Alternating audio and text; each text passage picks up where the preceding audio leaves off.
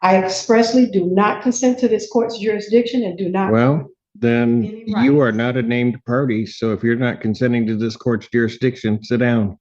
Oh, You can go. Let's call the case of BMC Rio LLC versus Nettie Whitlow and Yolanda Whitlow Tice. Good morning, Your Honor. Good morning, sir. good morning, Your Honor. Good morning. State your appearance, please. All right. Ian Redmond, P70599 on behalf of the plaintiff. And your name, ma'am? Doshia Banks occupant. Pardon? Doshia Banks occupant. Doshia Banks occupant, Your Honor. Okay. So you're not Miss Whitlow? No. So what is your position in this case as you see it? If I may, Your Honor. Okay, good. Go ahead. Ms. Banks claims to be an occupant of the property.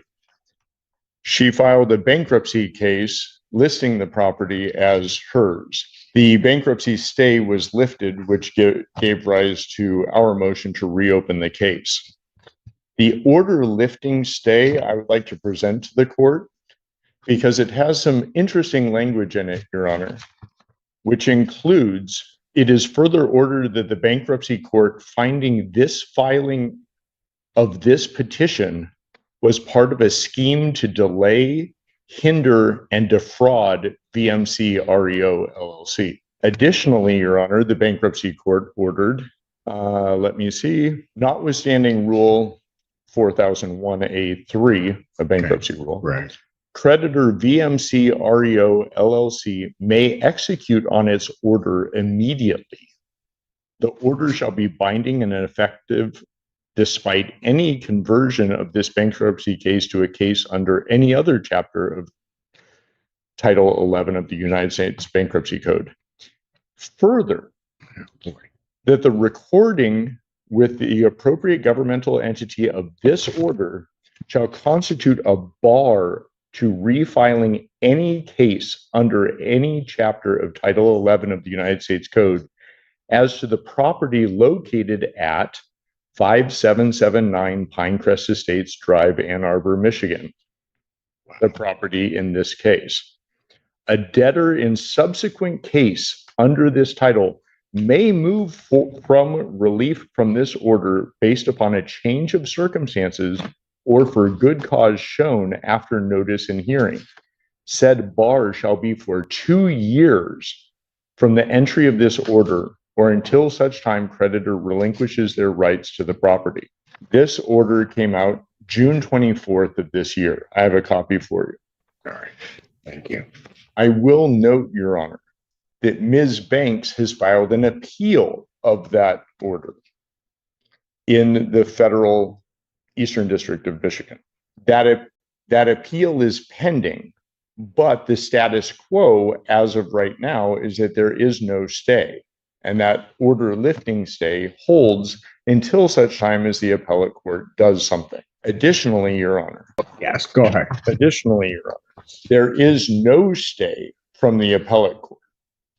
They have not issued a stay, and in fact, it would be appropriate that there would be a bond placed or an escrow order of some sort because BMC has been the owner of this property for the past year and does not have access to it. Additionally, Your Honor. There's more. Go ahead. There's a lot going on. Yeah. Additionally, Your Honor, Ms. Whitlow, who, as far as I know, actually exists, but I don't have any evidence to that effect, has not appeared in any hearings in this court, did not appear for her deposition that she was noticed for in the federal case, and in a federal case, the federal court issued a show cause order to Ms. Whitlow that she had to present certain documents from this court, which she failed to do. Her deadline to do so was, I believe, July 3rd. Let me confirm that. Oh no, July 10th. And she did not supply any of those documents. I can present that show cause order if you would like. I don't know that I need that because Okay. I'm not. The reason that I mention all of this, Your Honor, Yeah, go ahead. is that this is $1 million house in Ann Arbor that Ms. Whitlow purchased with a mortgage and less than a year later defaulted. The foreclosure went through, the sale occurred, the redemption period expired, and we came forward to evict. Since then, there have been multiple bankruptcies. Ms. Whitlow filed 2 different bankruptcy cases. A young man who apparently lives in Arizona filed a bankruptcy case and listed this property as his residence. Ms. Banks has filed a bankruptcy case and listed the property as her residence. It should also be noted that Ms. Banks was a bankruptcy preparer and has been forbidden from the bankruptcy court from preparing bankruptcies for anyone other than herself. The order lifting the automatic stay talks about that scheme of fraud. I list all of these things to show that the scheme continues. And that's why we would like to reopen this case, because there is no stay in place. We would like to move forward with an immediate eviction, at most an 11-day vacate.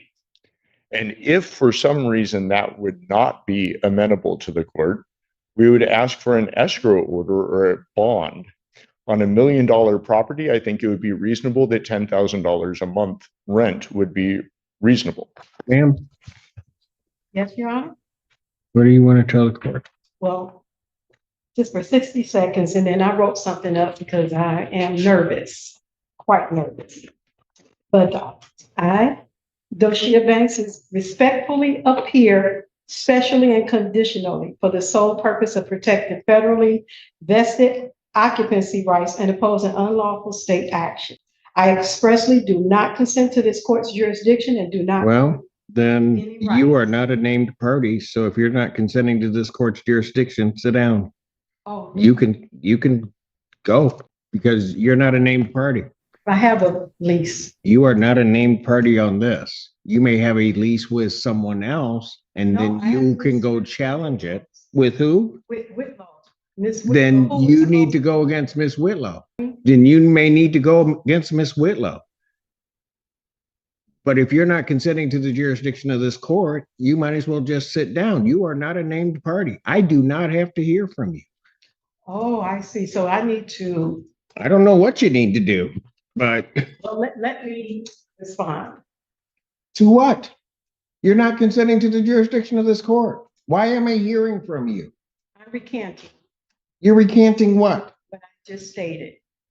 Which part? The part that I stated that I lost my spot, not consenting to this court's jurisdiction. So I'm going to recant that So you are consenting to this court's jurisdiction? at this moment. Well, no, it doesn't work that way. You don't get to say, well, now it's okay, and then not later say no. Okay. You know what? Here's the problem. You've not filed anything with this court. No. So I don't know why, on those grounds, why I'm hearing from you. Okay, if I may, I do have time, I do believe, to go file an answer and counterclaim. I was just led under An false. answer and pretenses counterclaim to what? to their complaint for eviction. You have a lease allegedly, with Miss Whitlow. Correct.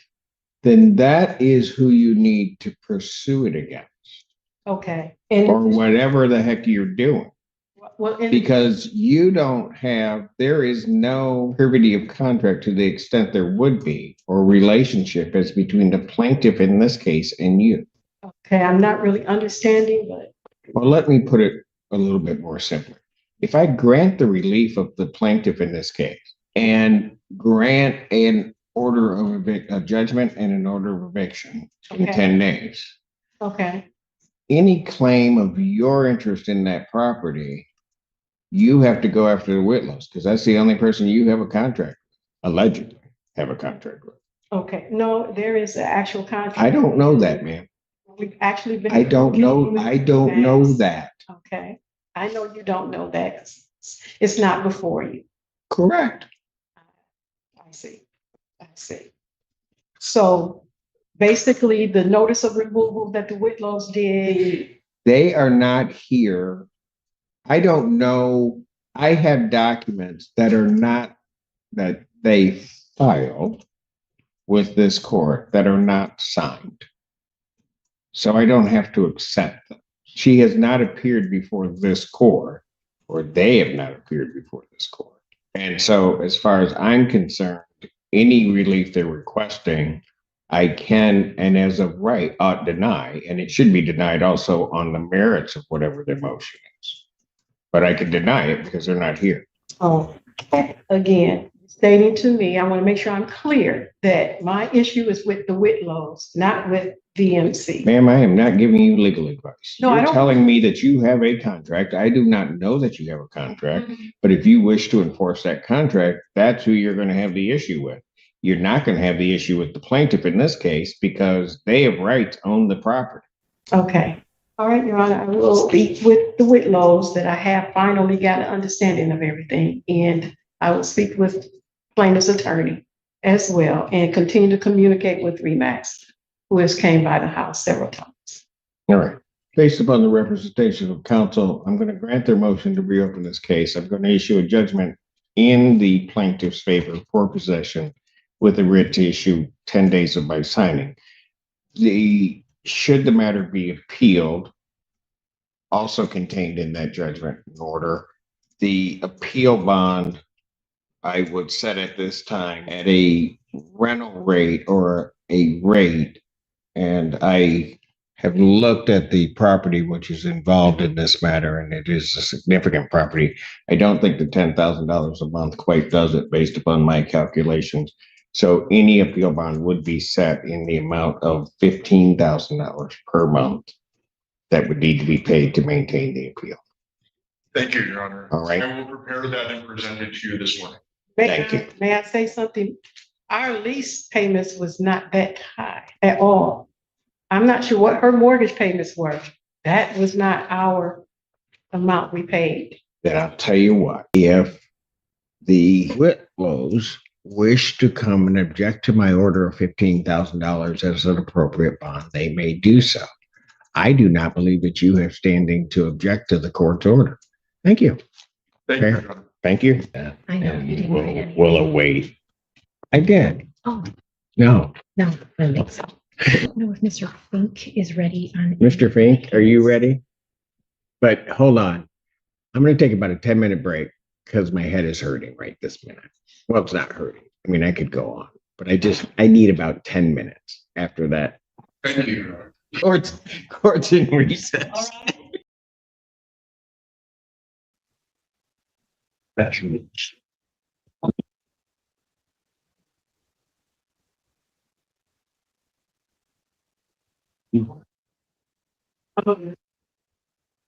Ready to cook for the people.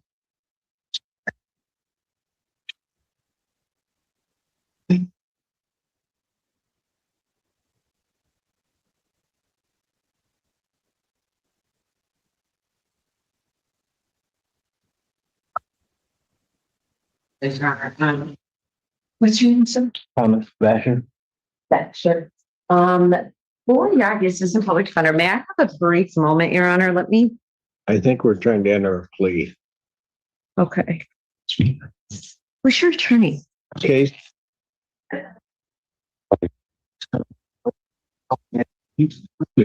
Young Jim. Oh, want him? No, okay. Very brief indulgence, Your Honor. Let me. Dana with. Yeah, like, Oh, okay. He's here. May I just step in the hall very briefly, Your Honor? Sure. Thank you.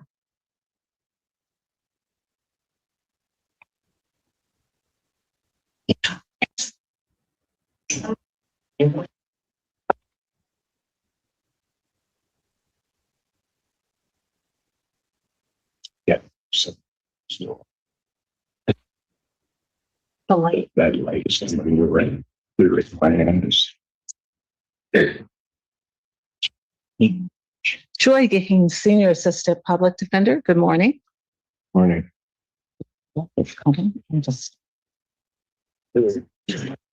good morning, Your Honor. Assistant Public Defender Ben Denowitz for Mr. Vasher, who is standing to my right. Your name, sir? Thomas Basher. Have you actually formed an independent contest to an added count larceny less than $200 that make run a successful plea to that charge? Counts 1 and 2 would dismiss. Defendant agreed full restitution on all counts. That supports full understanding of the agreement. Yes, that is. It's in the. Is that correct? Yes. Yes. Yeah, yes. Okay. You solemnly swear to affirm the testimony you're about to give will be the truth, the whole truth, and nothing but the truth, so help you God. Yes, I do. Thomas Basher. Basher, it's this court to understand you're going to plead no contest to the charge of larceny less than $200. That's punishable by up to 93 days in jail, $500 fine plus court costs. The fine could be increased times the value of the property taken. If that's greater than $500, that would become the maximum fine. You understand that? Yes, Your Honor. All right. Do you understand what a no contest plea is? Yes, Your Honor. Two things about it. I have to make sure that you understand. The first thing is, you know what you're going to have to do. And first thing about a no contest plea is it means that you're not further desirous or wanting to contest this charge. You're going to have to do something about that. You're going to have to put something over it because it's coming right in at me. I don't care. Doors or the windows. Hey, It's the windows. I don't care that it can't come in. The second thing you need to understand is that for purposes of sentencing, the court's going to treat you the same as though you had pled guilty. You understand that? Yes. All right.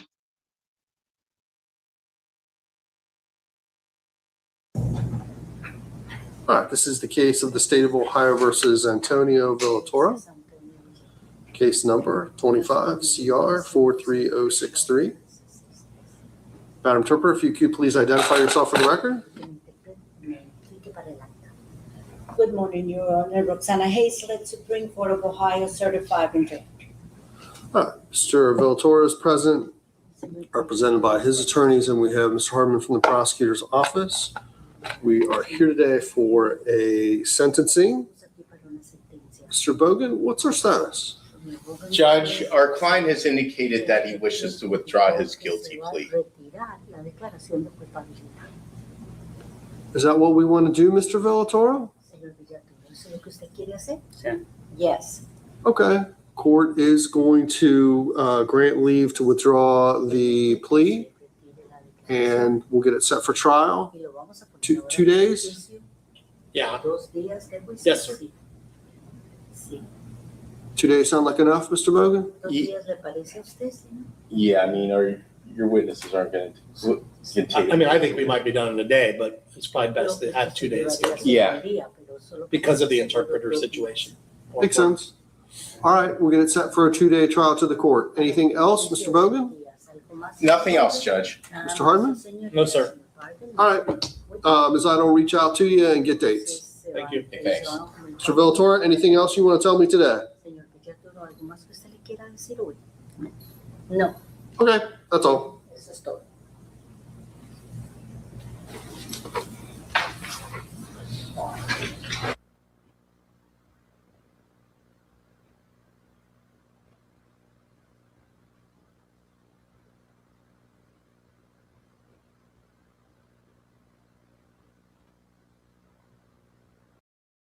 You understand, sir, also that while I'm taking your plea, I would not be your sentencing judge, and you would be sentenced before Judge Garwood in the 15th District Court.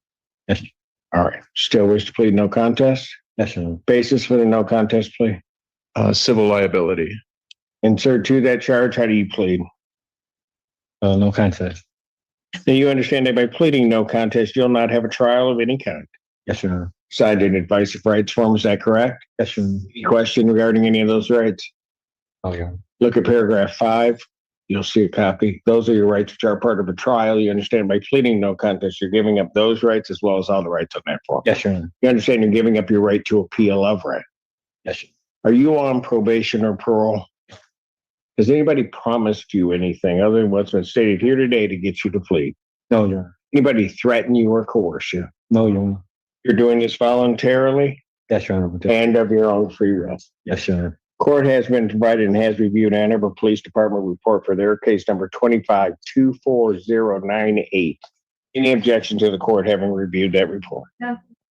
None from defense. Based upon a review of that report, the court does find that there's a sufficient factual basis in which the court could determine the defendant's guilt of this offense.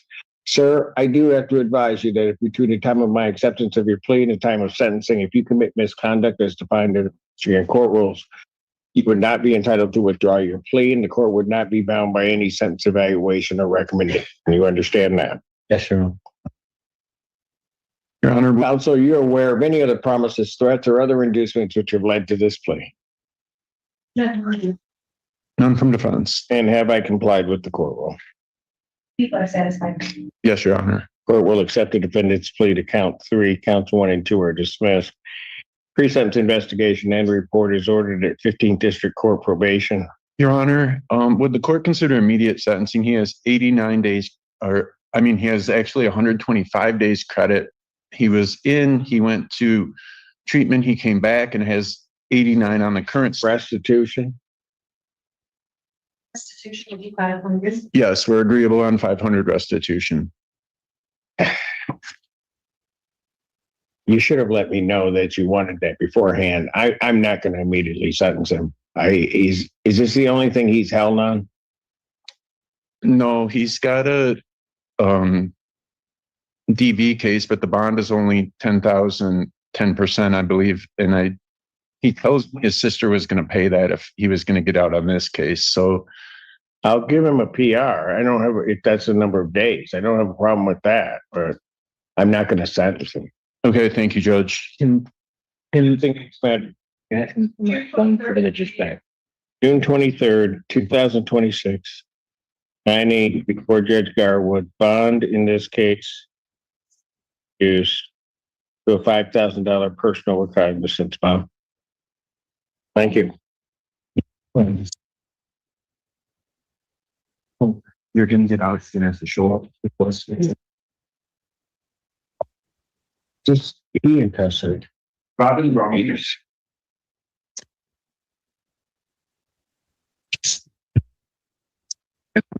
Court calls case People versus Terry Williams. Morning, Your Honor. Raymond Cook for the people. Good morning, Your Honor. On behalf of the Attorney Nicholas North, Your Honor, unfortunately, I have not been able to make contact with Mr. Williams. I haven't seen him here today, not in the hallway, not in the courtroom. I had explanation for him not being here. I've been texting and calling. And Your Honor, for the court's consideration, the people are not here. Frankly, I don't think I will be able to proceed at a future date. We've not had contact with the victim. Well, he needs to get here, otherwise he's going to get a warrant for a dismissal. Your Honor, I can keep calling. Keep going. Thank you. Court calls case People versus Anthony Reeves. Morning, Your Honor. Raymond Cook for the people. Good morning, Robert G. Cook on behalf of Mr. Reeves, who's in lockup, approaching the podium. Anthony, when you get to the podium, would you state your name for the record? Anthony Lamar Reeves. Thank you. Time of day for a preliminary exam. The submitted defense is ready to proceed. People are not able to proceed with this. I'd ask the submitted to be dismissed. For being unable to proceed, this case is dismissed. That's on the defendant's motion without prejudice. Thank you. Thank you, Your Honor. Court calls case People versus Philip DiPatricio. Morning, Peter was working for the people. Good morning, Judge Lawrence H. Margolis with and on behalf of the defendant, Mr. DiPatricio. Philip, please state your name for the court. Hi, Philip DiPatricio.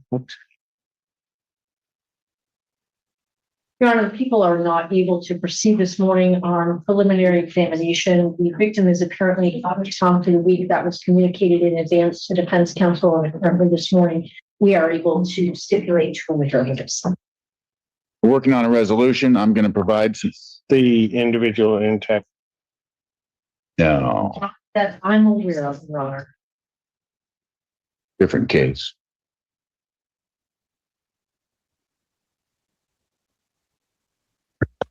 How much time? Because I'm going to tell you my next date. No.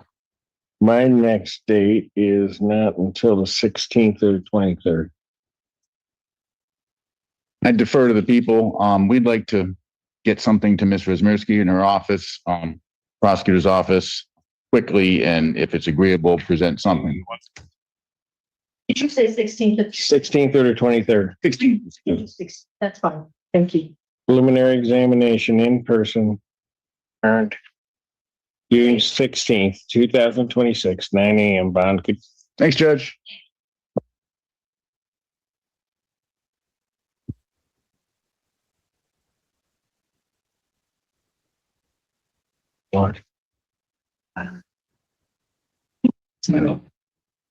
Oops. I said this one. Oh, well, yes. Courthouse case, People versus Enrique Davis. Your Honor, President, all the people.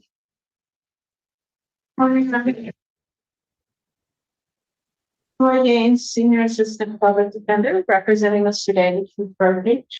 Eric Davis, I'm sorry. I always get one name. Eric Davis. Thank you. Your Honor, unfortunately, one of my witnesses is not able to be here today, so I'm not able to proceed. We'd move for dismissal. People being unable to proceed, this case is dismissed. That is without prejudice on the defendant's motion. All right. Thanks. Your Honor. Thanks. Good. I don't have to call your name anymore. Court calls case, People versus Terry Williams. Morning again, Your Honor. Raymond Cook for the people. Good morning, Your Honor. On behalf of Mr. Williams, attorney number is North PA 6482. Mr. Williams, can you please state your full name? There's Terry Williams. Judge, we apologize for that. The bus routes changed, so he wasn't able to make it here on time. We do apologize for that. Your Honor, the people are still. What? The bus route changed. It's no longer at the Ann Arbor Blake, so I had to find out where they're running the buses at. Oh, okay. From where you took off from. Yeah. Okay, I got you. Go ahead. People are still unable to proceed, Your Honor. People being unable to proceed, you're making a motion to dismiss. Yes, Your Honor, we ask you for a dismissal. Case is dismissed on defendant's motion. That's without prejudice. Thank you, Judge. Thank you. Thank you.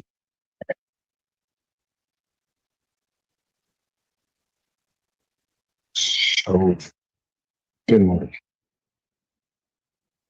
Just the dismissal.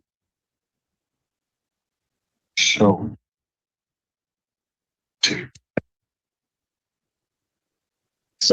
it's about court calls case, People versus Caleb Martin. Morning, Your Honor. Raymond Cook for the people. Thank you, Your Honor. Alex Warren, Green on behalf of Mr. Martin. Okay. Caleb Martin. Your Honor, this time the people are unable to proceed. And the defense would move to dismiss, Your Honor. People being unable to proceed, case set on the defendant's motion.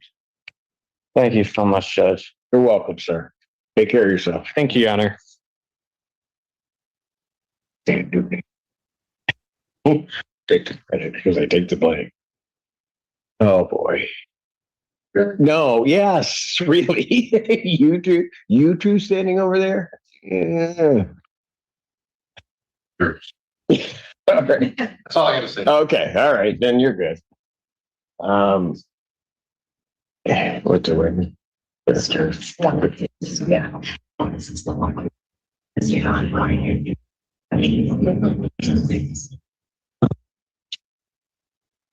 Okay. Oh, gotcha. Court calls the case, People versus Jennifer Robinson.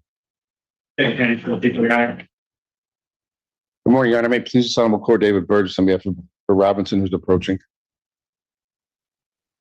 Yeah. Your name? Jennifer Robinson. This is a waiver. That's correct, Your Honor. And you're waiving your right to have a preliminary examination? Correct. You understand that that's a proceeding where the people would have to show by probable cause that the offense alleged was committed and that you committed it. Correct. You understand that by waiving that, you will not have that hearing. You'll proceed to circuit court for further resolution. People also waive their right. Yeah. Preliminary examination having been waived, defendant is bound over to circuit court on the single count. Mr. Burgess. We waive formal readings, stand mute as to the charges here. Charge. Defendant having waived formal reading, standing mute. Court will enter not guilty plea. Pretrial in this matter will be set July 28th at 1:30 with Judge Cummings. July 28, 2026, 1:30 before Judge Conte.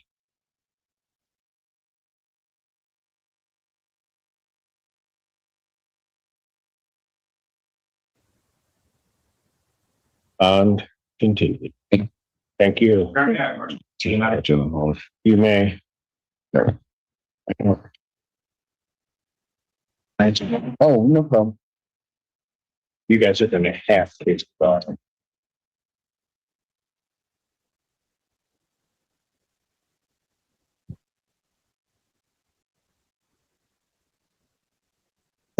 That damn son has me out. What are you, what? I have nothing. Lily said her. Lily said. What are you doing with that? Lily said you people are delaying me. He's upset. She's angry. Don't let Lily get angry. This apparently is a short matter. So review this. One of his. What? I'm going to test it. First. Is that bad case? No, that's separate. Lily said you have to keep these things apart. Can't be blurred lines. Court does call the case. People versus Danette Claiborne. Good morning, again, Your Honor. Katie Wisworski for the people. Good morning, Your Honor. May it please this honorable court, David Burgess on behalf of Mr. Claiborne is approaching. Your name? Annette Claiborne. Oh, what are we doing? Your Honor, court is aware it's time and place set for preliminary examination. The victim not having appeared this morning, people are unable to proceed. And Your Honor, at this time, in light of everything that I am now aware of, I move to dismiss. No objection. This case is dismissed by the people. Thank you. Nolly Pross. Thank you. Thank you, Mayor. Oh.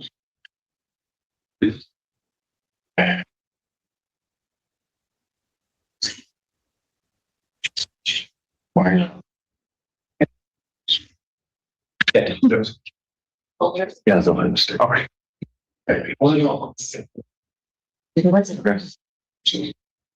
Gotcha. It all started making work. I'm going to do it. Just wanted to say. Wow.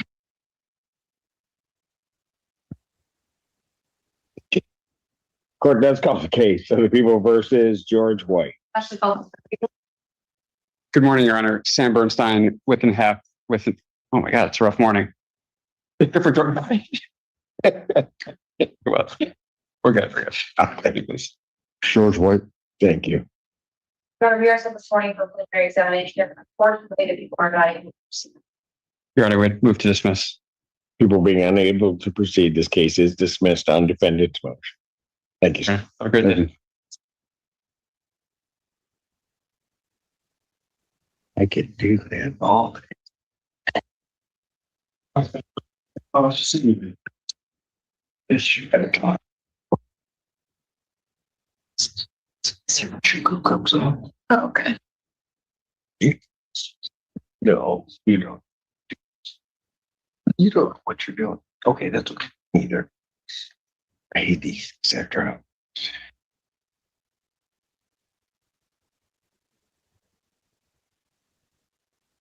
Okay, okay. Yeah. Okay. Let's verify. No, no. Yes. So good. More or less. I'm through the day.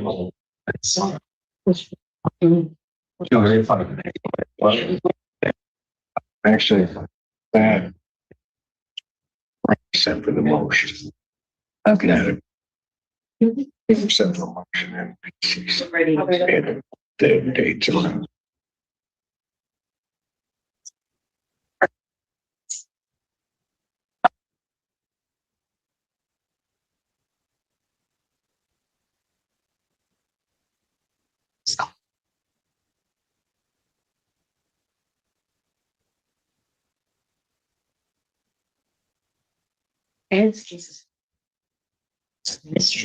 So that kid go. The kid go. Infinity Yeah, I'll get you another. Do you want? out there. Oh, you should go out there and scare him. I think he'd wither. Know what to do. Fine. Court has called the cases of the people versus Daryl Coe. Good morning, Your Honor. Marcia Craig, on behalf of Cope in both matters. Can you please state your name? Daryl Coe. Want you able to proceed? Yeah, so will be dismissed without prejudice. On both cases.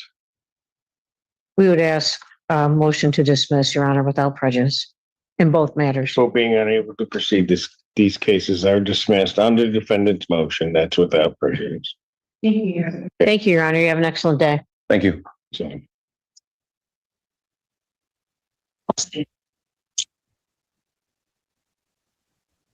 Have a seat.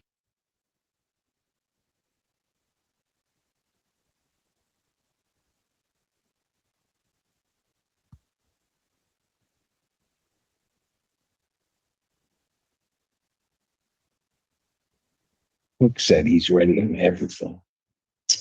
That may be true, but I need Miss Yazzie for him, For who? for Mr. Cook. What's that on? It's on this one, which I'm told, I think the defense is requesting adjournment, but I don't want be to proceed. Anyway, on this. It's not gonna go well. Yeah, but I don't have Yagi, so. Yagi's on this And one. then, what's the one Jocas wants me to read? This one, our last custody. They have, do they have the paperwork? He does, but and his clients sign it when he comes out tomorrow.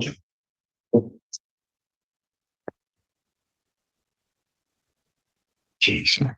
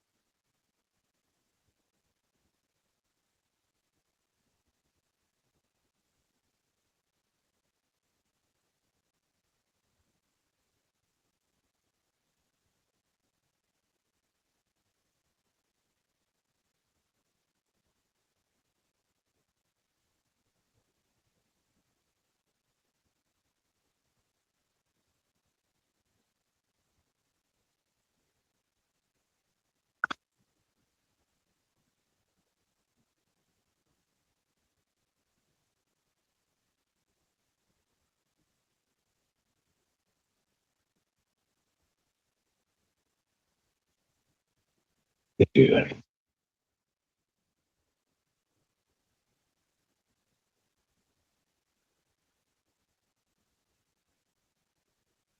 Already.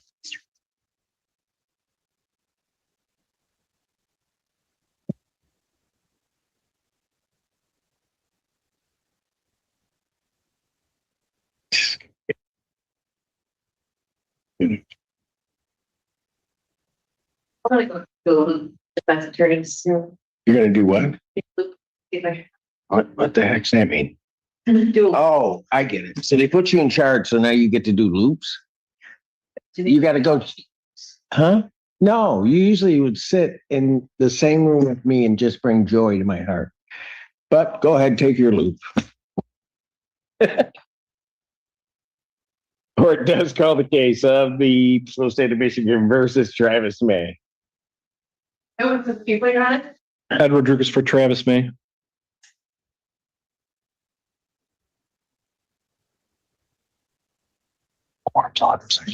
This one's right here.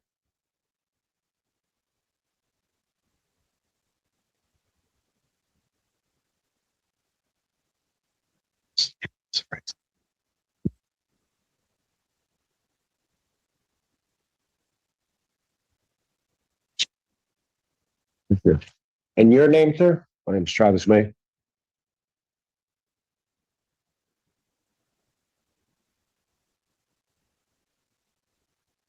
Court has before the plea form that indicates that the defendant is going to be pleading no contest to the charge retail fraud third and added count 2, the 93-day offense. Upon a successful plea to that charge, count 1 would be dismissed. That is the court's full understanding of the agreement. Yes, Your Honor, that's what we have. May I have him sworn? Raise your right hand. Solemnly swear to affirm the testimony you're about to give will be the truth, the whole truth, and nothing but the truth, so help you God. Yes, I do. State your name, please. Travis Duran May. Sir, it is this court's understanding that you're going to plead no contest to the charge of retail fraud in the third degree. That's a misdemeanor, punishable by up to 93 days in jail, $500 fine plus court cost. The fine could be increased to 3 times the value of the property taken. If that's greater than $500, that would become the maximum fine. You understand that? Yes, sir. All right. You understand what a no contest plea is? I do. Things about it, I have to make sure that you understand it. First of all, it means that you're not further desirous or wanting to contest this charge. You understand that? Yes. Second thing you need to understand is that for purposes of sentencing, the court will treat you the same as though you had pled guilty. You understand that? Yes. All right.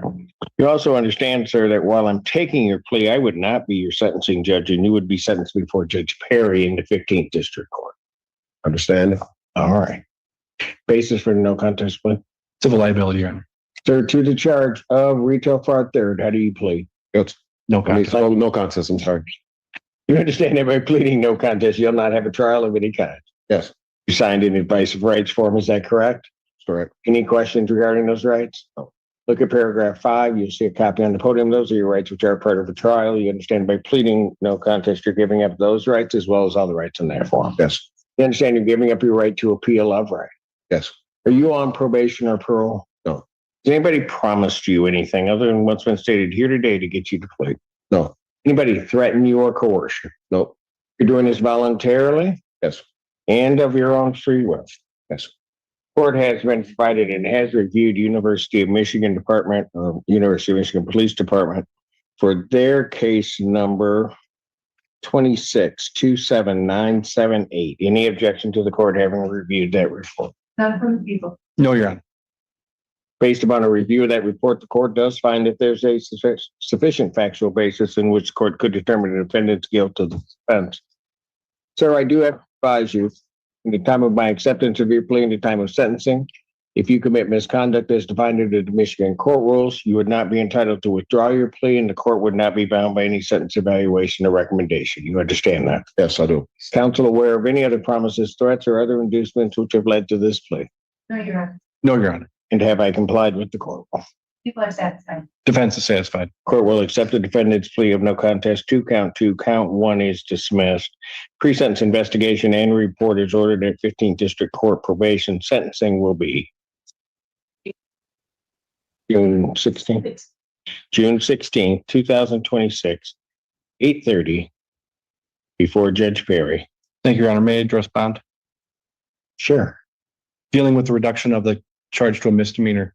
Mr. May had a previous order to go to community corrections. He did not take advantage of that. And what he's asking for today is to be re-referred to community corrections so he can attend. He understands the consequences of him not going, and him talked about things that he needs to address prior to a sentencing date. Can be contacting through the individual he contacts through CMH. He's going to attend community corrections. He's going to he's working on getting into Sacred Heart. Yes. And he's also working, he has my phone number to be able to contact with me, and he's got to contact probation. So he knows that if he doesn't roll those things, that's going to have a different outcome for purposes of sentencing. He is looking for a probationary term. And so that's what we're asking for today. Any response from the people? We'll leave it for the court's discretion, but we put our class saying he would be interviewed by probation.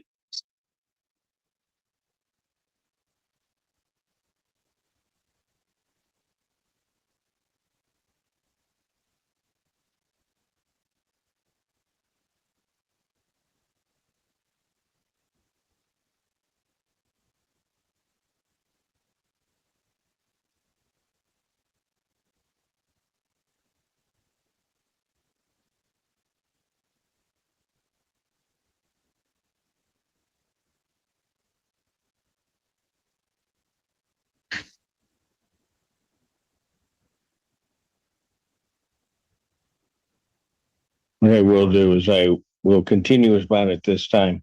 Defendant's previous bond, which was, I believe, a PR with conditions, will be reinstated once he completes probation and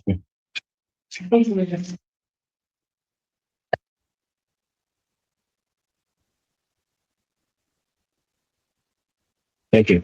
Thank you. Thank you.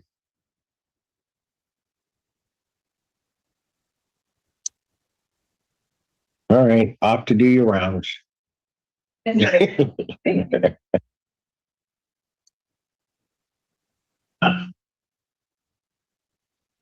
It's apparently good because Swirsmerski's here. So I feel I'm comforted. Yeah, a lot of this morning. You're enough of that with those.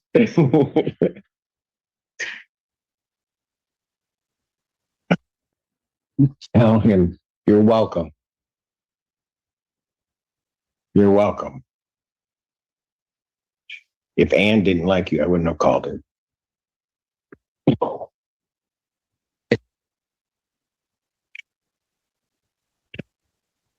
Okay, so why are all these people still?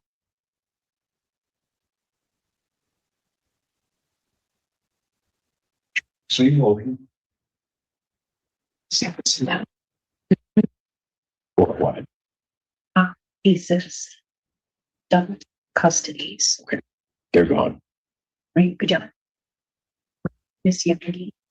Miss Yagi. Miss. Oh. Damn it.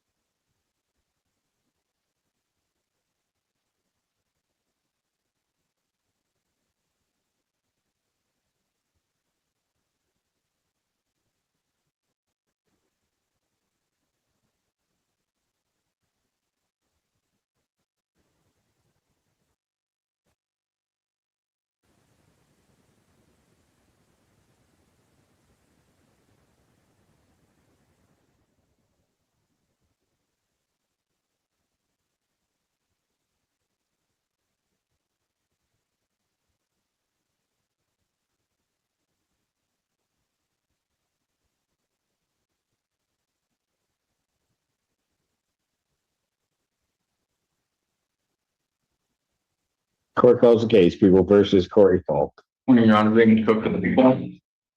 Good morning, Your Honor. Laura Yagi, Assistant Public Defender with on behalf of Mr. Folk, who is approaching. Could you say your name for the court? Court Folk. Your Honor, may we approach briefly? I don't, Yes. okay. I don't have to, but.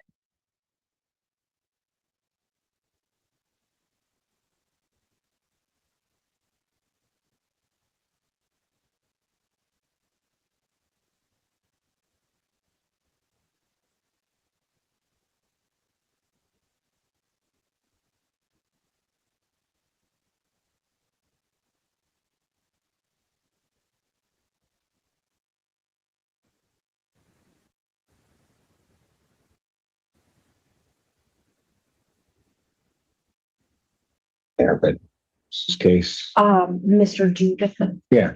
they're working on the plea agreement. I have not received the paperwork yet. Who? I believe it's Miss Joe. Yeah, yes. I had to say that slow. Okay. That was honestly the help.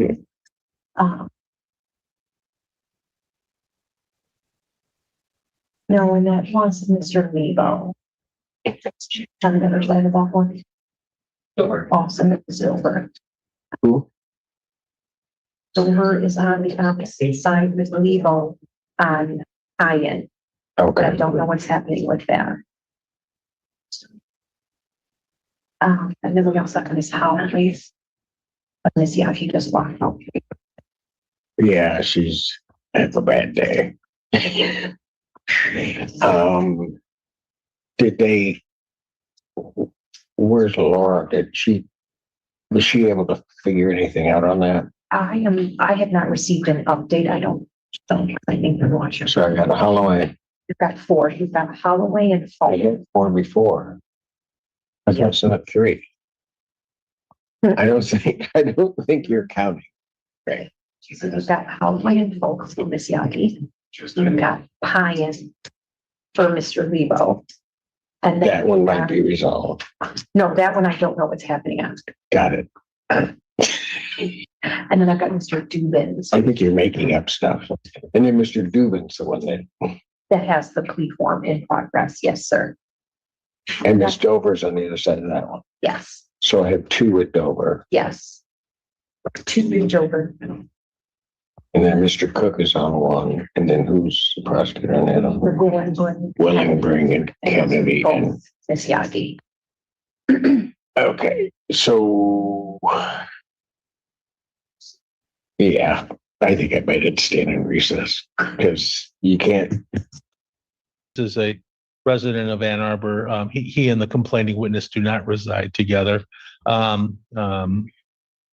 He rents his own apartment. He has ties to the community. He is gainfully employed. He's not on probation or parole. He does have some holds out of Wayne County. I don't know if they would pick him up on those. They don't appear to be. I'm not able to tell what they.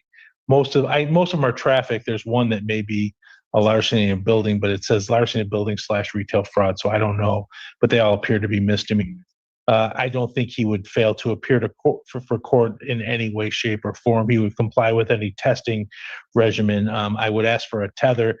However, I don't know if they'd put a tether on him until any holds are extinguished. Jeff, on my end, I did see the two holds Mr. Gary referred to, the retail fraud from Detroit with a bond design, and then a larceny building that didn't have a bond amount set in Detroit. I would object this time. The victim was present today, and she expressed to us her great fear of the defendant and her fear that he was released. In this case, the victim went to the defendant's apartment and tried to leave, and he told her, "Bitch, no, you're not. You're on the couch." He then told her to sit your ass down, bitch, before I kill you. She was able to use a phone to text a friend to call 911, which they did do. The defendant then took her phone, went to the bathroom. She then ran to try and escape. He wrapped his arms around her neck, pulling her back by the hair and neck, and strangled her to the point of her urinating on herself and telling her, "Bitch, I'll kill you." He eventually stopped and told her she could leave. When she tried to leave, he closed the door and again threatened to kill her. He then grabbed a 2x4, which officers observed holding when they arrived at the residence. So at this point, out of concern for her safety, as well as the community safety, I would check anyone's department. Anything additional, Mr. Gann? No, Your Honor. Obviously, we, that's, none of that is in evidence in terms of the actual facts of the case. I would note that the person who she was texting also texted, like, "You're having a hell of a lot of fun." Excuse my language. When I talked to you on the phone a couple of minutes ago. But I don't, we're here. He's not a flight risk, and I don't think there's any reason for them to have any contact. And I believe they live quite a ways apart, and I don't think he drives. I believe she lives out in Ipsy and he lives in Ann Arbor. Oh, given the circumstance, it may not be far enough apart. Motion for bond reduction denied. Bond will continue. Thank you, Your Honor. We got some information. Yes. And that was 2 weeks from today's pre-trial? April 7th. Okay, thank you. The second. 7th. Yeah. Is that it for you? Yes, thank you, Your Honor.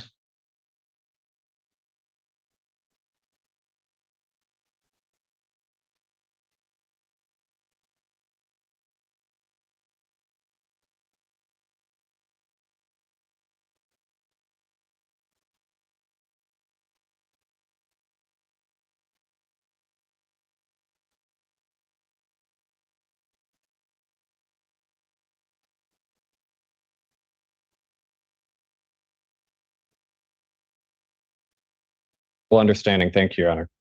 May I have it sworn? Raise your right hand. Do you solemnly swear and affirm the testimony you're about to give will be the truth, the whole truth, and nothing but the truth, so help you God? I do.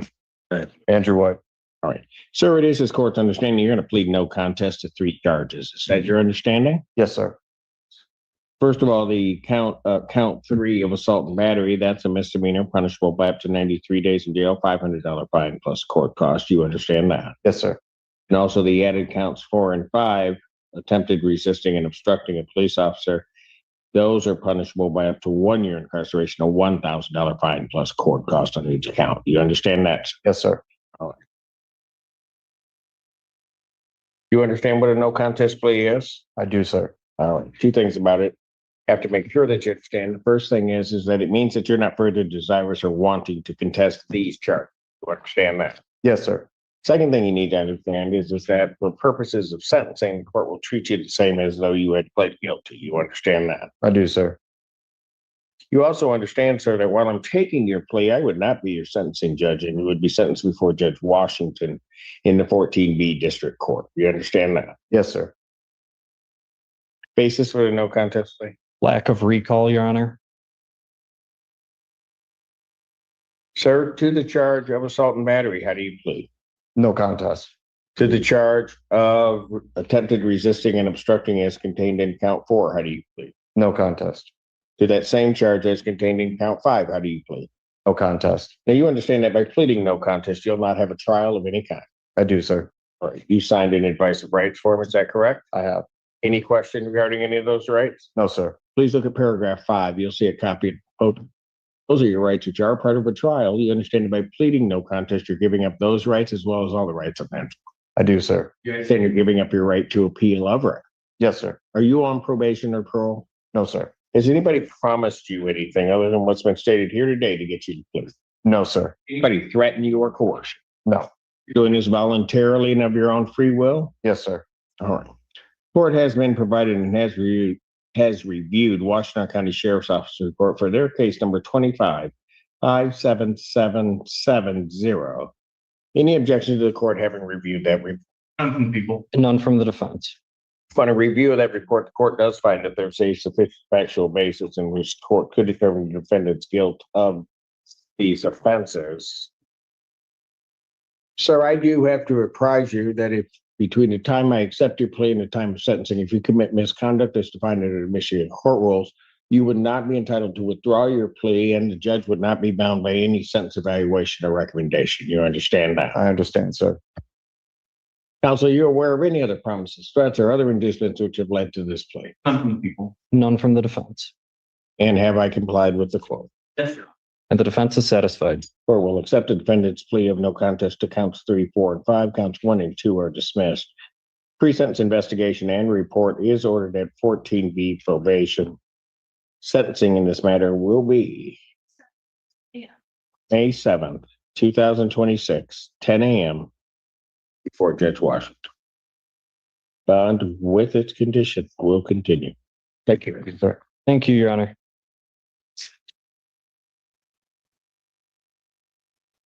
Yes, it's you. I only got one left.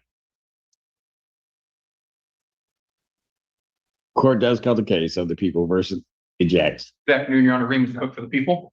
Good afternoon, Your Honor. Alexandria Taylor on behalf of Nikita Jackson, approaching to my right. Mr. Jackson, please state your name for the record. Nikita Jackson. Thank you. Your Honor, this is the day and time set for preliminary examination. The people are ready to proceed. I did have 2 preliminary matters. The court would be willing to address those first. All right. First would just be, I don't know if the defendant intends on calling any witnesses. The people have only 2 witnesses that we intend on calling today. I would ask for mutual sequestration to be ordered. Any objection to that? Objection. All right. Witnesses are hereby ordered to question. Thank you. And the second issue or matter, Your Honors, I would be requesting if the court would permit to turn off the live stream camera that faces the witness box. These are law enforcement officers that often do undercover investigations. And so for their continued safety, I would prefer if we could keep them away from the cameras as much as possible. Understood. No objection. All right. We're going to lock it. Sir. Excluded. All right. Very good. Thank you. People will call Detective Essler and I'll go get him from the side vestibule. Hold on. What'd you say? Camera on you first. And then as he walks in, and then we'll fix. All right. Very good.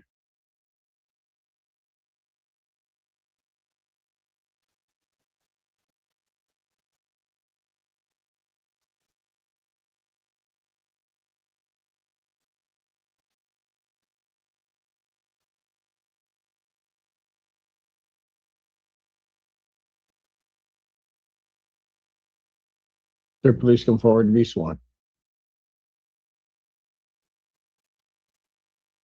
Before you take seat, raise your right hand. Do you solemnly swear affirm the testimony you're about to give will be the truth, the whole truth, and nothing but the truth, self you got? I do.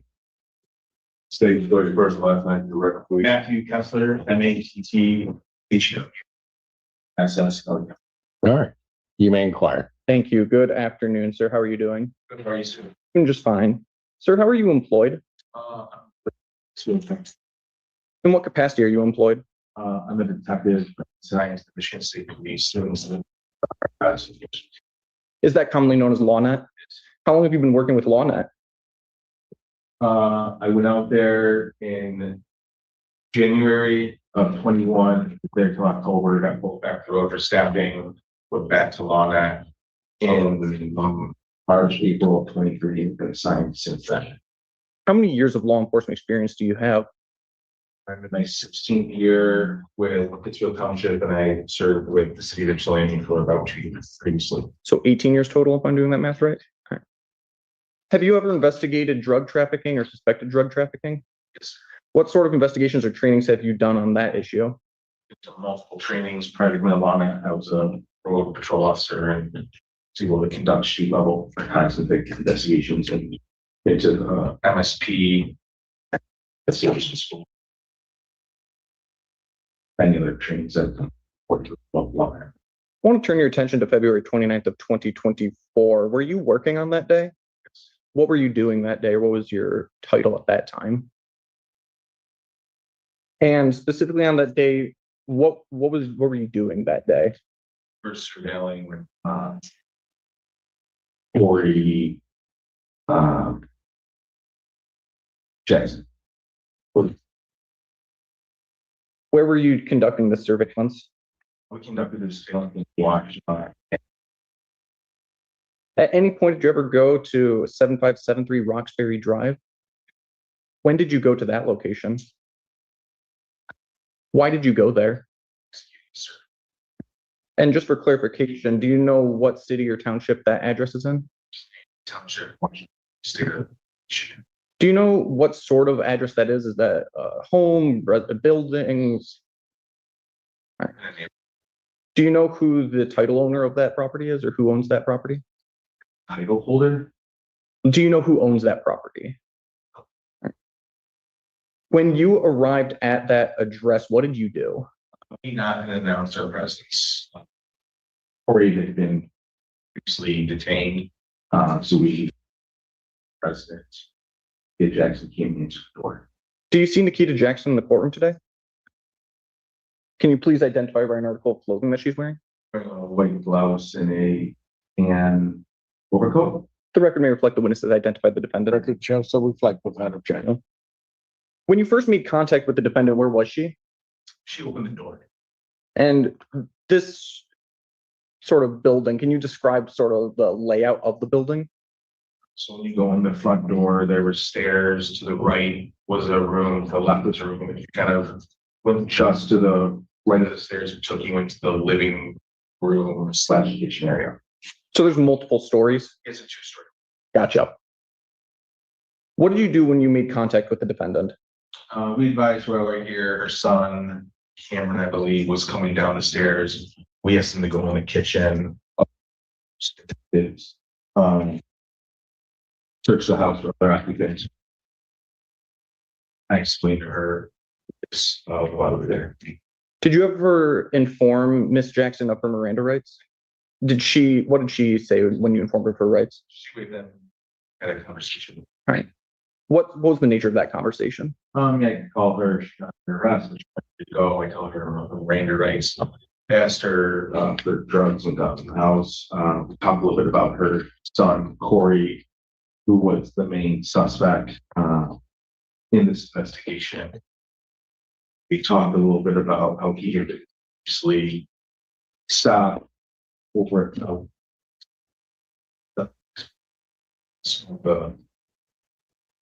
starting this investigation. Did you ever discuss or who all lived in the house with her, the defendant? Yes, it was her and her 2 sons. Did she advise who stayed in which rooms? She told us which one was Cameron's room, which one was Corey's room, which one was her room. So which one was the defendant's room? If you go straight up the stairs, it was just off the left. Was both. Sorry. Yes, Miss Jackson. If you go up the stairs, you go right, kind of go down that gangway, for lack of better words. Then to the right is her master bedroom. What happened once LawNet investigators made entrance into the home? What happened next in the investigation? So once the house was secured with occupants, I stayed in the kitchen, other detectives searched the residence. I spoke to Ms. Jackson, and I was in charge of maintaining the evidence log, collecting the evidence, and putting in evidence bags, and then after that, brought it back to the office. Were you ever presented any items of evidentiary value by Detective Sergeant McIntosh during this search? What did Detective Sergeant McIntosh provide to you during this investigation? Provided multiple pieces of evidence that I built. And how did you log those items? How do you keep track of them? So he gives it to people, all detectives bring me. I put it in a evidence bag, evidence log that says what the item is, what room it was found in, where in the room was found it. And specifically, did you ever have an item number 36? Yes. What was that item? And who provided that item to you? Detective Sergeant. Did you ever send that item to be tested for anything? Showing defense counsel has been marked as people's proposed exhibit 1. May I approach the witness? You may. Sir, name was marked as people's proposed exhibit 1. You can take a look at that. I have a copy for the court's note. Yes. Do you recognize this document? Yes. What is it? It's the lab report from Oakland County Sheriff's Forensic Science Lab. And looking at this report, is this a fair and accurate copy of the report that you received from that lab as it relates to this investigation? Yes, sir. Right. People move to admit what's been marked as people's proposed exhibit 1 into evidence? Any objection or voir dire? Objection for exam purposes, Your Honor. Exhibit 1 is admitted. So, sir, looking at this document, what on this document shows that this report relates to this defendant? On the top is the case number and the associated individual. And you said that you received an item 36 from Detective Sergeant McIntosh, is that correct? Yes, sir. Does this document say what that item tested for? Yes, sir. What does it test positive, or what did it test for? GC/MS and GC testing of 1 tablet revealed methamphetamine scheduled to total weight of tablets equals 0.065 grams. You said 0.065. Are you sure that that's correct? Unless I'm getting bold, it looks like 0.65, but this is 85, right? I'll move on. It's like a 6 to 1. Well, I believe you said 0.065, but it's 0.65. Is that correct? 0.65. Thank you.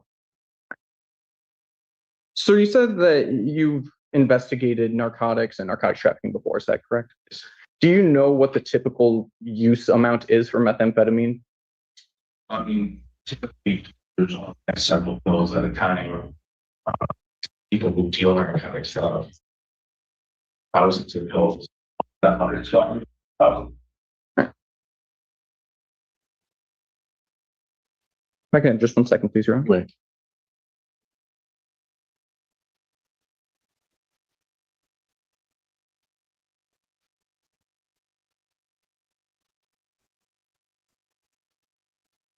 Other than that item that was marked as item number 36, was there any other items of evidentiary value that you recovered as it relates to this defendant?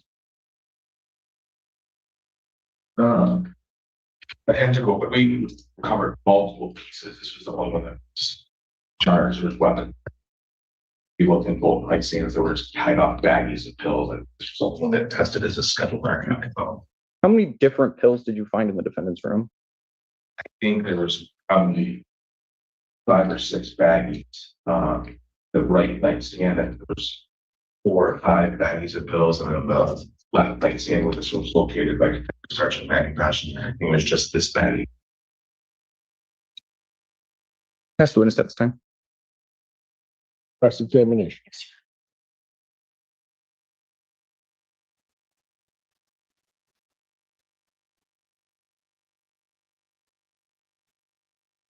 Detective Kessler, prior to February 29th, 2024, had you conducted any surveillance of Mr. Curtis? Yes, Roy Curtis. In how many days? And when you were conducting that surveillance, did you put that in your search warrant affidavit? Yes. Okay. And your search warrant affidavit largely contains information from the initial stop that you referenced in your prior testimony, but you were not at that initial stop of Mr. Curtis, correct? Stop that occurred before we executed the search warrant. That's correct. And that stopped that. I was part of the surveillance team, but I did not get out with Trooper Schreiber on the traffic stop. Actually, I'm talking about the stop on February 10th, 2024. That's all. That then stop is what initiated it. And so the information that's contained in the search warrant affidavit, the first several numbers, where did you get that information? The first several numbers that reference the stop on 2/10/2024. From their report? Those, I'm not on. So you talking about the paragraphs in your search warrant affidavit. And so the information contained in those paragraphs from the stop on February 10th, 2024, where did you get the information from that stop? Wouldn't you have to show him what you're talking about unless he has memory of it? That's what you're asking. Okay, so you reviewed that search warrant affidavit? Or did you say you reviewed their report, Trooper Sass and Trooper McNeil? Author.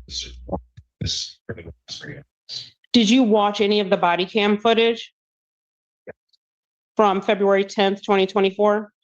Which footage, if you recall? You saw. I watched it with Smith. With Trooper Smith? Were you aware that Mr. Curtis had a valid CPL?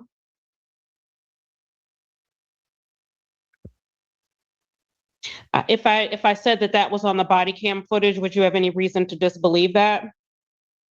And so I know when the prosecutor asked you about what else was found, you said we found guns and ammo, correct?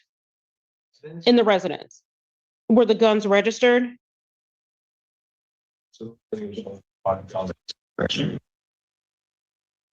And so in your experience as a LawNet officer, usually when you conduct these search warrants and you find guns and ammo, does the defendant typically have a CPL? And right, but you would agree if someone is a convicted felon, they cannot be in possession of a firearm. By law, they can't. Yes. Possession of weapons. However, that was not the case here, though, correct? None of these weapons came back stolen, correct? And so in an investigation to determine whether there is in fact drug trafficking is whether someone has a CPL, is that relevant information? Okay. So in your search warrant affidavit, you list out again the details from Trooper Sass and Trooper McNeil. Would you agree that that was the foundation of the search warrant affidavit?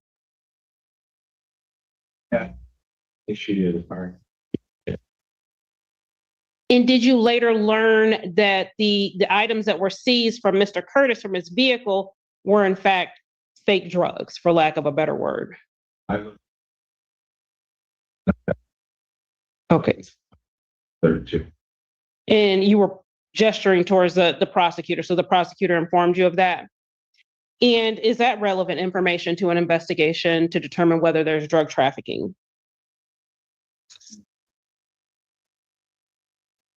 So in your search warrant affidavit, you state that detectives started surveillance of Curtis, and it was yourself, Wiggins, and McCallum in DeCenzo. Did I pronounce that right? Observed Curtis at multiple strip malls. Is that correct? Okay, just sitting in his car. Is that correct? And then you put that on February 21st, 2024, that Detective McCallum observed Curtis at a Shell gas station. Is that correct? I don't have my search warrant. Would it refresh your recollection to look at it?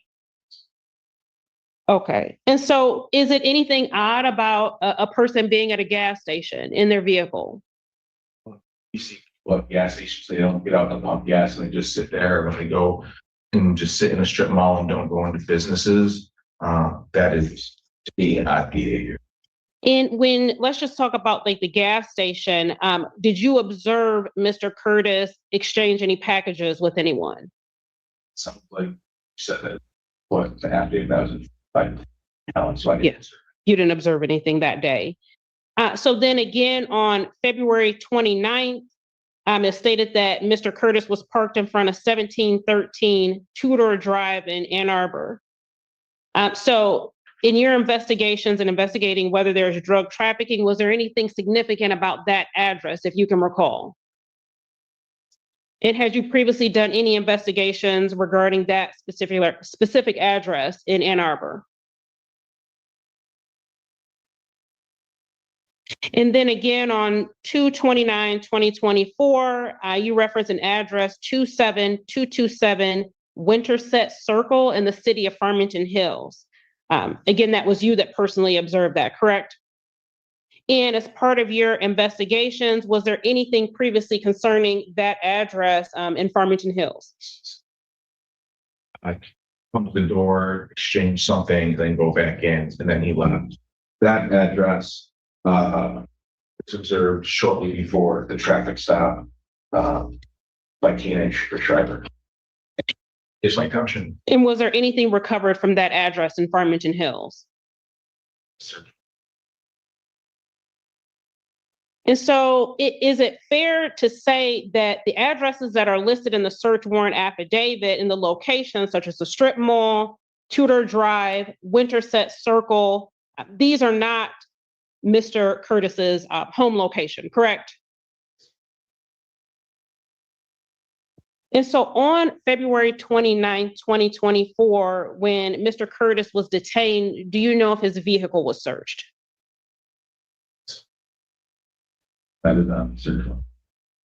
And so in your prior investigations and work with LawNet, has the address of 7573 Roxbury Drive in Ypsilanti Township, has this ever been an address of interest?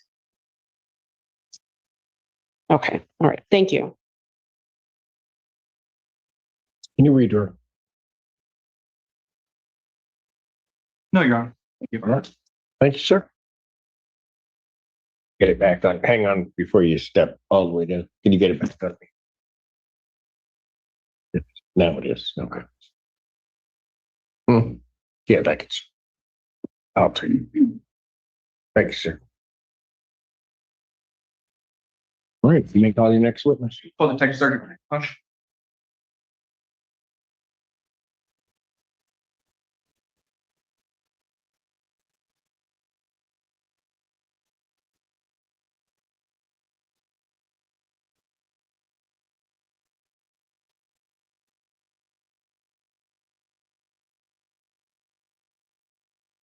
Just come forward to be sworn.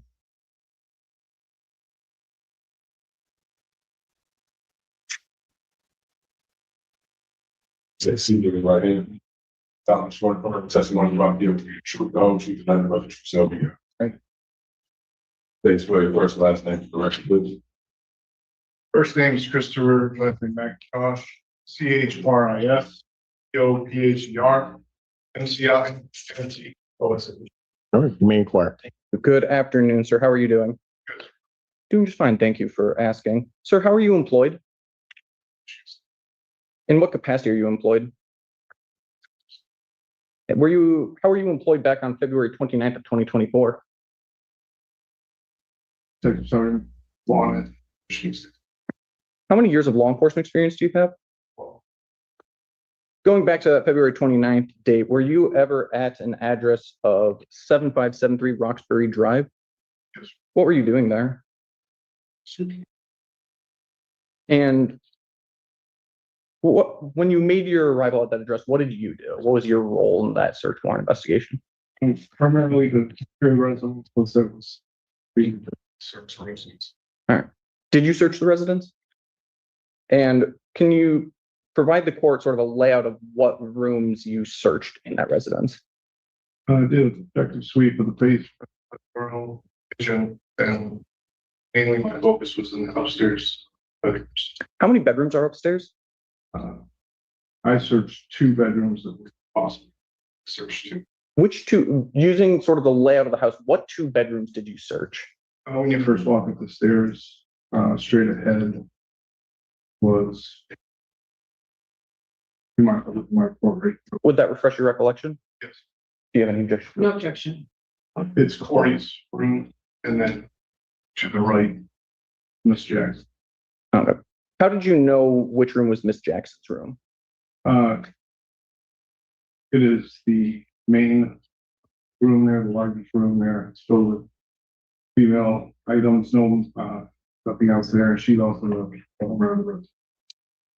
When you search, and just for the record, do you see Miss Jackson in the room here today? Right.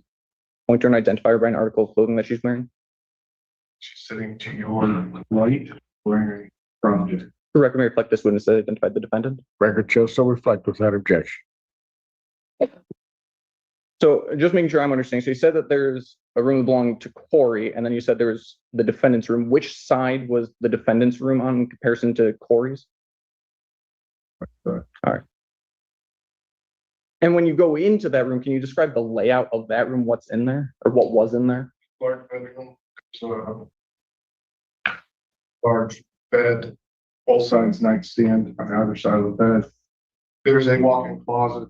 There's also another closet across from that. Then a small bathroom. When you searched that room, did you discover any items of evidentiary value to your investigation? I did a nightstand. I discovered a pistol that was sitting there. Which nightstand? Anything else? Filled with flat. Did you present either of those items to Detective Kessler? Which one, if or both? Both items. All right. There were other items I located within the bedroom. And do you remember what item number the pills were that you gave Detective Kessler? Property item number. No. When you were searching that room, was there any items like an ID or anything belonging to Miss Jackson? What sort of clothing was in the room? Clothing belonging to. All right. Were there any, was there a let me rephrase this question.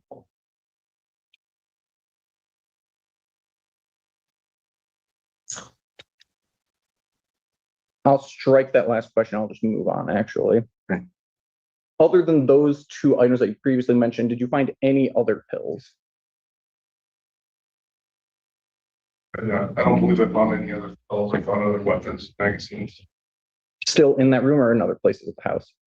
In that room, located within the parks room and the bedroom, in the walk-in closet. How were the pills, the ones that you said were item number 36, how were those packaged? So they're plastic bag, you know, twist off. Okay. So not in a prescription bottle? What color were those pills? Why did you think they were items of evidentiary value? Pills are normally located, prescription pills are normally located in a prescription bottle. These were located in the plastic. So to be illegal. Just 1 second, please. Okay.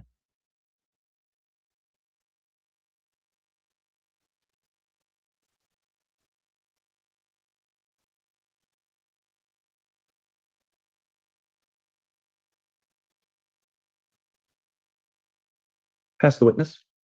Cross-examination.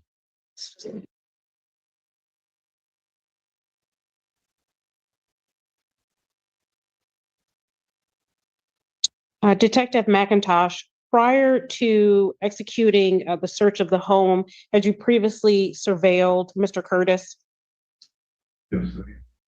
that evening? Was that the only time? And do you recall what you observed when you surveilled him? You don't have any recollection of it? Would it refresh your recollection if I showed you the search warrant affidavit? Okay, may I approach, Your Honor?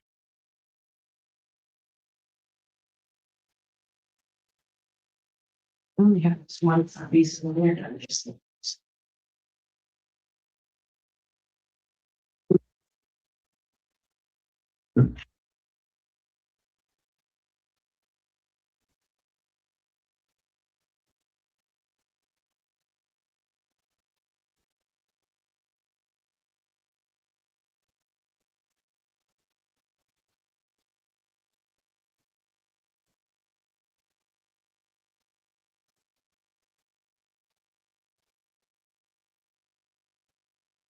Detective, did that refresh your recollection?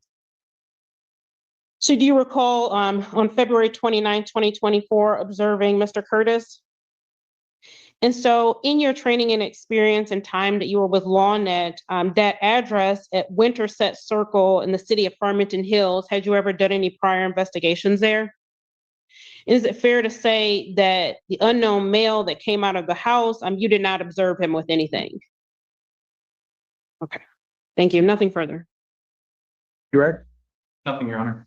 All right. Thank you, sir. You may step down. Thank you. Right, hold on one second. Okay, they got it locked on me. Your Honor, people have no further witnesses and rest at this time. All right. Any witnesses for the defense? No, Your Honor. All right. Your Honor, people move or bind over on count one possession of methamphetamine. I believe the testimony of the court heard today was that search warrant conducted at the defendant's house, and that during the course of that warrant, 2 pills were discovered in the room, or the defendant's room. Those pills tested positive for 0.65 grams of methamphetamine. I believe there's probable cause to believe people have met their burden by probable cause. Thank you, Your Honor. Your Honor, as this court knows from the previous preliminary examination of Mr. Curtis, those pills that were found on 2/10/2024 were essentially fake. They were not controlled substances. As Detective Kessler testified as the affiant of the search warrant, that stop was largely the foundation of the search warrant. And so, Your Honor, relying on Illinois v. Gates 462 U.S. 213, Your Honor, looking at the totality of the circumstances, there simply was no probable cause. But even if we say Probable cause to do what?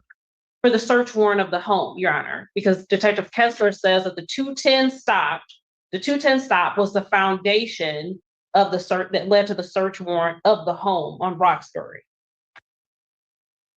But Your Honor, even if the court were inclined to say, okay, despite the pills being fake, they didn't know it, maybe it was, but even looking at this for an affidavit and the testimony from both detectives, there still has to be a nexus.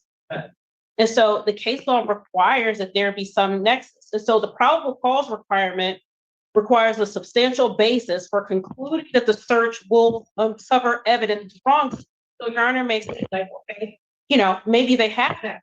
However, the judge also requires a fair probability that contraband or evidence of a crime will be found in the particular place searched. And so it's interested in the limited surveillance on these 2 days. It looks like 2/21/2024 and 2/29. Mr. Curtis was essentially everywhere but the Roxbury house. And so how can we say, Judge, that these weak facts can establish a nexus? I mean, that would be a slippery slope. Again, he's at the strip mall, the Shell gas station, Drive in Ann Arbor, Winterset Circle in Farmington Hills. There's absolutely no testimony on this record of any surveilling coming in and out of the house, parked in front of the house, individuals coming. We don't have that, Judge. And so I'm relying on People v. Garvin, which is 235 Mishap 90. It's a 1999 case, Judge. And again, it states it has to be the fair probability that contraband or evidence will be found in that. Why wouldn't a fair probability be the very fact that he lives? Because there's no, Your Honor, looking at the case law in cases where they have found that nexus is evidence such as, again, they observe transactions where people are coming to his house and he's walking out and there's a hand-to-hand.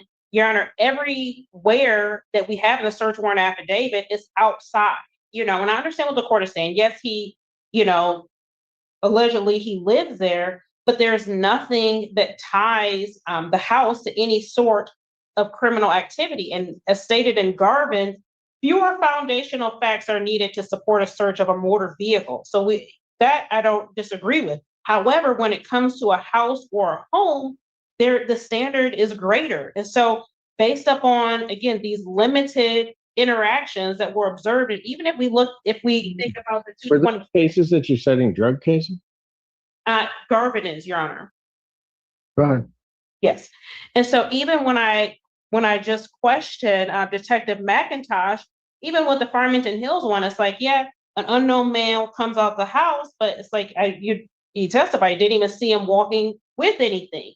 And so these foundational facts, again, might support a stop of the vehicle, which Mr. Curtis was stopped on 2/29/2024, but it simply fails to meet the requirement, Your Honor, for a search of the home. And so we're asking that this matter not be bound over and it be dismissed.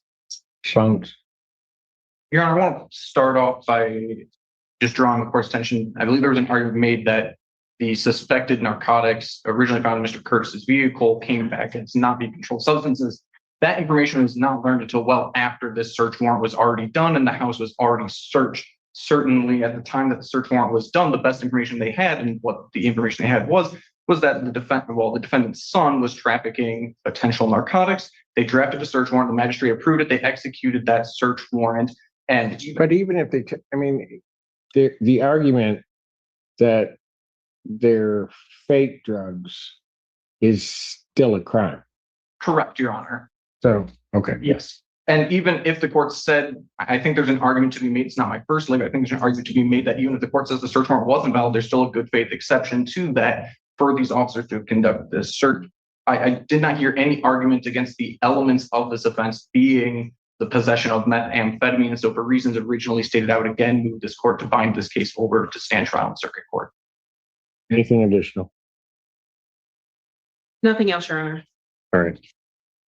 Well, certainly there has to be a nexus, but if I were to buy defendant's argument, that means that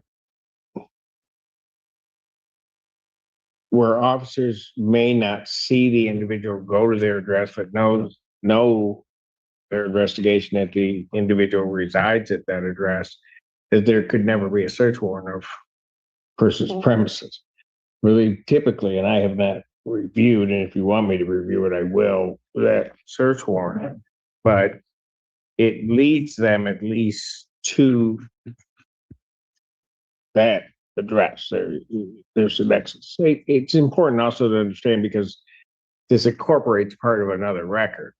There were not just a couple pills found with the defendant's son. There was a lot of pills.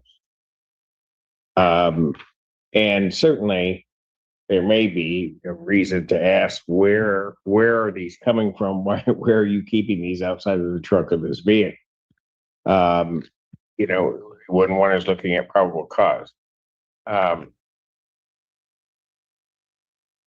It seems to me that the defendant is challenging the search warrant itself, which I would be limited by the four corners of the search warrant. And I don't have a copy of the search warrant.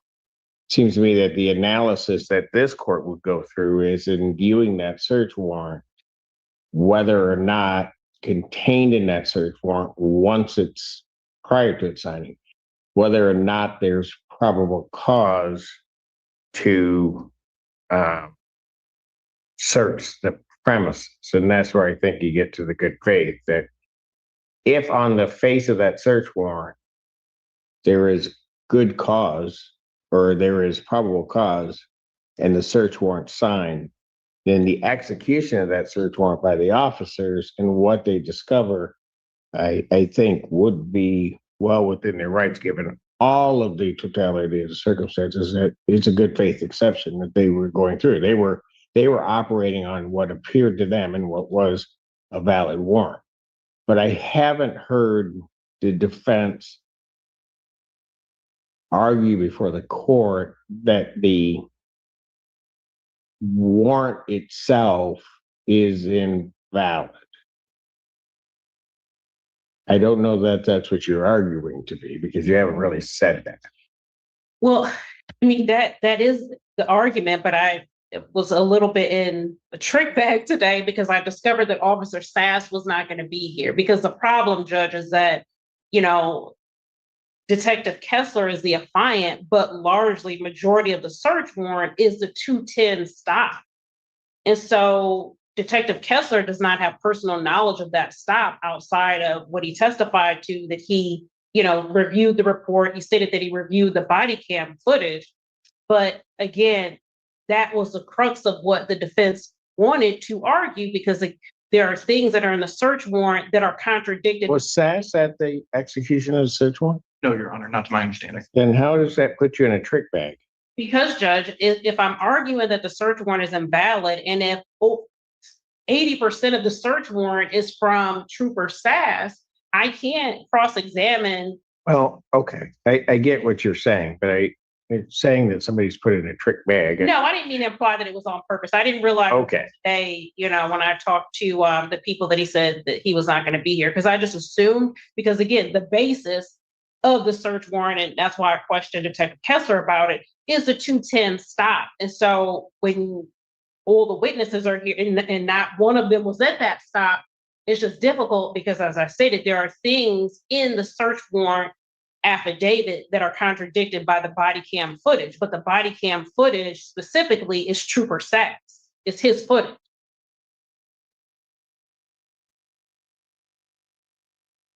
Okay, well, if you want, I don't know then. I mean, I'm not going to necessarily frame your argument, but it seems to me that if you're arguing that that the information underlying the search warrant is incorrect, then certainly I would give you an opportunity to, I mean, you can try to get Sass here. The problem becomes somebody else is relying upon that report. Right. They place that in a search warrant. I think I'm still then left with, if I view the search warrant and I look at the four corners of the search warrant, if there's probable cause contained within that search warrant, then the officers can act. I mean, I understand where you may want to go, but I don't know. Right. I don't. No, I understand what the court is saying, because the Trooper Sass could testify and the court could still say that based upon the four corners there were probable cause, or that it was a good faith reliance upon, yes. Right. And these officers, as I understand it, going back to, I guess, the first part of your argument, they have that report from Sass is what then causes the rest of this to occur. And they believe that based upon that report, they're then observations of the other individual that they need to and would have probable cause to search the residence. Correct. So I hear you. I'm just not sure how I get there. I'm not sure Sass necessarily helps you. I also don't know that. I mean, like I said, I will review it. I'll review the four corners of the document, but I don't think it gets you to where you want me to be. I understand. All right. Okay. So based upon that, hearing the defendant's argument, I don't, at least what's in front of the court now, see anything that is a flaw to the execution of a search warrant, nor which would lead this court to exclude the testimony. This courtroom hearing turned into a heated confrontation when an occupant tried to challenge the court's authority during an eviction case involving $1 million property. The hearing began with the plaintiff's attorney explaining that the property had gone through foreclosure and that multiple bankruptcy filings had followed. The attorney argued that the bankruptcy court had already lifted the stay and that there was no current stay preventing the case from moving forward. Then, the occupant, Doya Banks, stepped forward. She began making a jurisdictional argument, saying she did not consent to the court's jurisdiction. The judge immediately stopped her and delivered a blunt response. If you're not consenting to this court's jurisdiction, sit down. But Banks tried to change her position, saying she wanted to recant her statement. The judge wasn't buying it. She explained that Banks couldn't simply reject the court's jurisdiction and then change her position whenever it became convenient. The judge also pointed out that Banks was not a named party in the case and had not filed anything with the court. Banks then argued that she had a lease connected to the property. The judge made the distinction very clear. If she believed she had a contractual claim, that issue would have to be pursued against the person with whom she allegedly had the contract, not against the plaintiff in this eviction case. After hearing both sides, the judge granted the plaintiff's motion to reopen the case and entered judgment in the plaintiff's favor for possession. The court ordered a writ of eviction to issue within 10 days, and if the matter was appealed, the judge set an appeal bond at $15,000 per month to maintain the appeal. The message from the bench was crystal clear. You can't simply refuse the court's jurisdiction and expect the case to stop.